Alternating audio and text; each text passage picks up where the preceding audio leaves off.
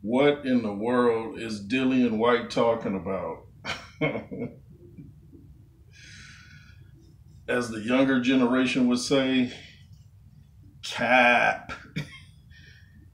Who in the world does Dillian White think he is being so critical of Anthony Joshua's performance against Jermaine Franklin? Dude, there's people in your own country that think Jermaine Franklin beat you, Mr. Dillian. Anthony Joshua, to me, won every round. If he didn't win every round, he lost two at the most. What are you talking about? What are you talking about? I think maybe you took some real hard shots, harder than we thought, if you think that your performance against Jermaine Franklin was better than Anthony Joshua's. And then you talk about stuff like Anthony Joshua's afraid to mix it up or something, and you make it sound like he's afraid of you. How could you be afraid of somebody that you knocked through the ropes? Sure, you won in the amateurs, but wasn't that by decision? You knocked him down, but he knocked you out. Like, what are you talking about? And then he was talking about he had injuries before a fight. Uh, he's talking about himself. Sometimes it's hard to follow Dillian. He's talking about himself, and he said he had injuries before a fight, but he never complained. Well, you're complaining now.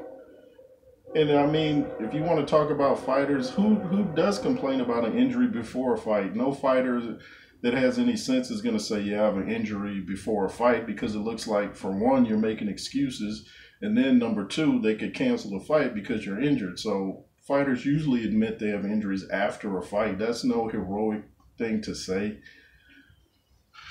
What are you talking about, Dillian? He was injured. Didn't it just come out recently that Canelo was injured before his last fight? And look how long that is after the fight. What fighter goes into a fight and like, yeah, man, my shoulder's messed up, but I'm gonna go ahead and go in and win this fight. Who's gonna even who would bet on that guy? Because he already has defeatist talk, so to speak, because if you're going in there talking about an injury, you already looks like preparing yourself and the public for a loss.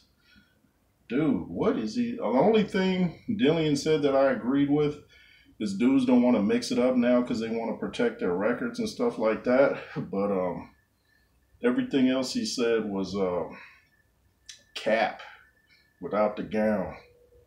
What is dude talking about, man? What is he talking about? He was and then the thing that had me astonished too was the fact that he was talking about when he fought Franklin, he was trying to work on some things and get, gelled with his trainer. So you don't think Joshua was trying to do that? This was his first fight with Derrick James. How come you're allowed to work out the kinks, but when it's Joshua, he's not allowed to work out the kinks? You sound bitter, homie. You sound bitter. And something else that none of these boxing platforms seem to be talking about is Joshua made Jermaine fight at his pace rather than him fighting at Jermaine's pace. And that's why he wasn't winded. That's why Joshua wasn't winded at the end of the 12th round, because he made Jermaine fight at his pace. He's like, no, I'm not going to bounce around with you. I'm going to just sit here and jab. I'm going to jab your head off. And that's just what he did, and came in with the occasional hook and right hand, which landed about every time he threw it. So he made him fight at his pace. And I said that's kind of what he should have done to Usyk, is make him fight at your pace so you don't get exhausted and winded. But Dillian, like, he makes it sound like the world is ducking him. Like, dude, you got knocked out 3 times by the same punch, man. Who's afraid of Dillian White, man? What are you talking about? Someone that had that last performance that you had, you should be on QT right now. Talking about I think he even said he knocked Jermaine down in the last round, and they just didn't call it when he went back on the ropes.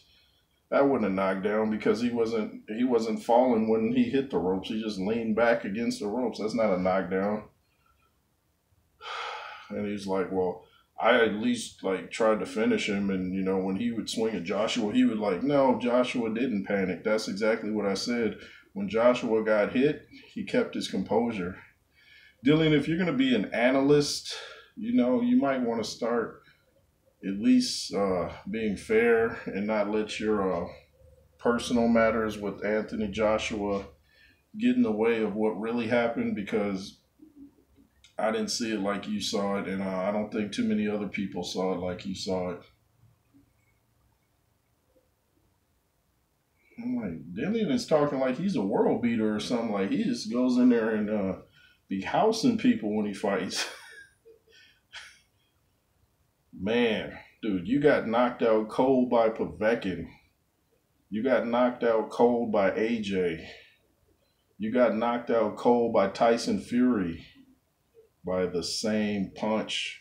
How are you going to be critical of Anthony Joshua? You should have nothing good. You should have nothing but good things to say about Joshua. In fact, you should be like, well, considering he's come off 2 losses, he had a good performance. Say something like that. Be fair. Don't come on looking like you're just bitter and you remember the Mad Rapper? You sound like the Mad Boxer. Dude, I actually sat through that 20-minute Sky Sports interview just like pretty much like, what are you talking about, man? And I feel like I'm forgetting something because Dillian White, he's like just extra critical of AJ, and I know they don't like each other, but at least, try to be fair, or else what's the point of talking to you? He said something like his hunger's gone and this and that. When have you ever seen Anthony Joshua out of shape? I'll wait. And if you're watching Dillian, feel free to hit me up in the comments. When have you seen Anthony Joshua out of shape? Because I haven't seen it. But we have seen you out of shape. So how can you question his hunger when you've come in the ring? Didn't you come in the ring like at 270 or 260 once before, and it wasn't muscle? So make it make sense, homie. Make it make sense. If you're going to be critical of AJ, have some points that I can go to the footage and be like, yeah, I see what he's talking about. I see what he's talking about. I don't see what you're talking about. I don't think you see what you're talking about. You just got a lot of cap going. And maybe you should open your own hat store. Call it Dillian's Cap. Man. Sometimes I think he even believes what he's saying, though. That's what's crazy. It's like, dude, have you watched your last couple fights, dude? Like,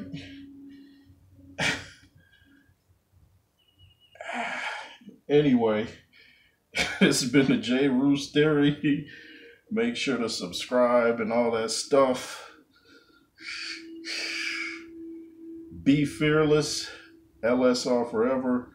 Thank you for watching. Thanks to all my new subscribers. Appreciate you. I'll see you in the comments. You got a lot of great insight into zone. You guys need to get some different announcers, man. They just, I'm not trying to diss them dudes, but they didn't have any type of